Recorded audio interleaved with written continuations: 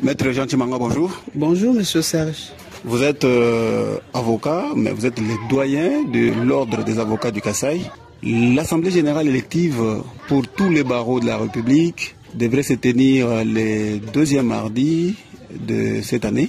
Mais ici, ça n'avait pas eu lieu. Quels ont été les motifs? Merci, monsieur Serge, pour votre question. Nous constatons avec vous que l'Assemblée générale initialement prévue pour le 14 octobre n'a pas eu lieu chez nous parce que le Conseil de l'ordre ainsi que les avocats ont constaté qu'en cette date-là, les portes étaient hermétiquement fermées par le bâtonnier Isaac.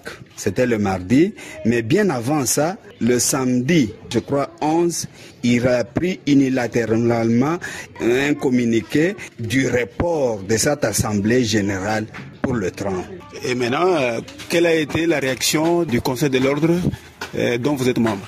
Lorsque le Conseil de l'ordre a constaté avec l'ensemble des avocats que les portes étaient fermées, les portes de la maison du barreau, même les latrines, en cette date-là, un procès verbal a été établi quant à ceux et le Conseil de l'ordre a constaté un manquement dans le chef du bâtonnier qui ne pouvait pas prendre la décision seul et il a été décidé qu'il soit convoqué au Conseil de l'ordre pour justifier de ces reports-là. Il a été convoqué, est-ce qu'il avait répondu? Il a été convoqué conformément à l'article 90 de la loi organique sur le barreau pour venir se justifier devant le Conseil de l'ordre sur le report unilatéral. Et c'était pour la date du 15. Et à la date du 15, il a dû envoyer une procuration spéciale avec Maître Justin Kassopa. Dans la procuration spéciale, il est dit qu'il sollicite une remise à la huitaine parce qu'il est malade pour qu'il vienne présenter les justifications devant le Conseil de l'ordre. Avant qu'il ne vienne se présenter, apparemment, il a pris une décision suspendant la moitié des membres composant les conseils de l'ordre, parmi lesquels vous-même le doyen. Et vous aussi, vous l'avez suspendu pour une durée de 6 mois. Comment vous pouvez soutenir votre décision de le suspendre? C'est faire de l'amalgame, monsieur Serge. Est-ce que quelqu'un qui est appelé au Conseil de l'ordre peut suspendre les gens? Il doit venir d'abord s'expliquer devant le Conseil, parce que le Conseil de l'ordre est au-dessus du bâtonnier. Et même quand vous l'avez interviewé, j'ai suivi vers la fin, il dit non, c'est une mesure même pour 2 ou 3 jours s'il revient à la raison. Lui-même connaît, il évoque l'article 37, mais l'article 37 du règlement intérieur cadre ne dit pas ce qu'il dit là. Il ne peut pas prendre la décision seul.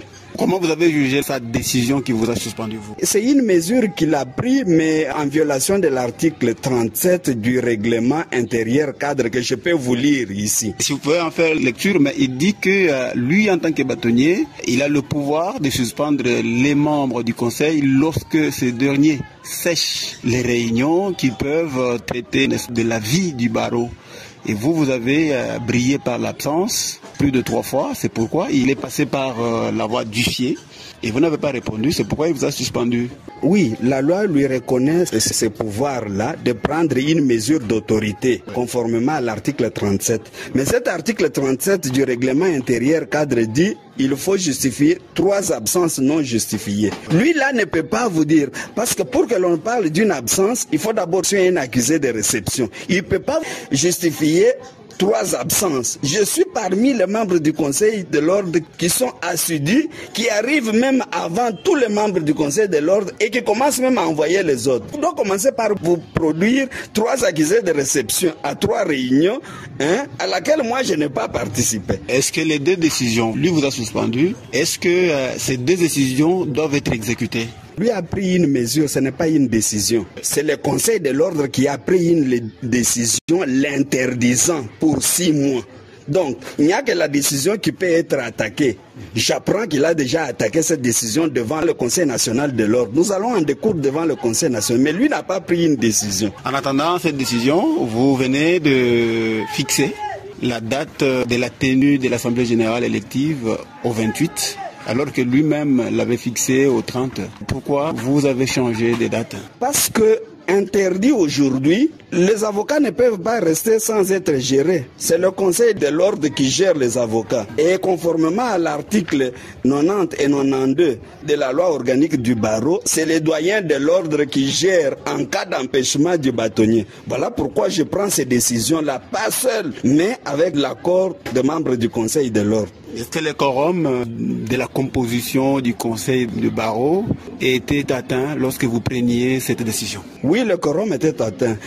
Dans notre barreau, nous siégeons avec 8 membres du Conseil de l'ordre parce qu'il y a un membre qui est indisponible parce qu'il est membre de l'Assemblée provinciale. Nous sommes restés avec 8 membres plus le bâtonnier. Et sur les 8 membres, 2 membres sont candidats bâtonniers. Donc ils sont exclus. Ils sont exclus, donc nous restons avec 6. Et tous les 6 ont siégé avec moi. Que dites-vous aux bâtonniers qui vous accusent d'être acquis à un candidat? Candidat bâtonnier pour qui peut-être vous êtes en train de jouer pour qu'il puisse passer au lieu d'être neutre. Le bâtonnier doit être correct.